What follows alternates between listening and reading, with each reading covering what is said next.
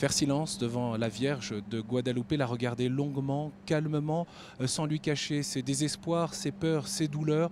Voilà l'expérience que le pape François a proposée aux milliers de fidèles réunis dans ce sanctuaire Notre-Dame de Guadalupe, le plus grand sanctuaire au monde et où l'âme du Mexique se dévoile. L'âme du Mexique qui se dévoile également à travers cet accueil populaire réservé au pape François. Le Saint-Père a rappelé ce fameux matin du 15 décembre 1531, quand Marie a choisi cette terre d'Amérique, la Vierge Marie qui est apparue et s'est révélée à Juan Diego, un Indien. Elle lui a confié son image. Ce matin-là, Dieu a réveillé et réveille l'espérance des petits, des souffrants, des marginalisés. Le pape a rappelé le message toujours actuel de Marie, un message de compassion et d'espérance dont il s'est fait aujourd'hui le porteur.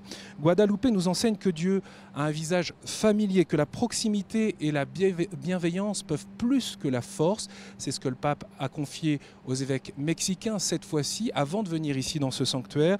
Son discours minutieusement préparé, très personnel, était le fruit manifeste de sa prière, de sa méditation. Il fait partie des grands discours du pontificat. Il est donc à relire avec attention. On y sent le cœur du pape latino-américain avec son propos fraternel, encourageant, mais exigeant, dur parfois, quand il trace le profil de l'évêque dont l'Église a besoin, par exemple. Regard limpide, âme transparente, visage lumineux, mais aussi hors du brouillard de la mondanité, de la corruption, du matérialisme ou d'illusions d'accord en dessous de la table. Il y a aussi cet appel à la tendresse, un regard attentif et proche, pas endormi. François invite les évêques à s'incliner sur l'âme du Mexique pour mieux approfondir la foi du pays. Seule une conversion pastorale de nos communautés peut retrouver, générer et nourrir les disciples du Christ, rappelle-t-il à la suite du document d'Apericida. Le pape connaît la douloureuse histoire de l'Église ici, ses défis, mais il sait aussi que la Vierge de Guadalupe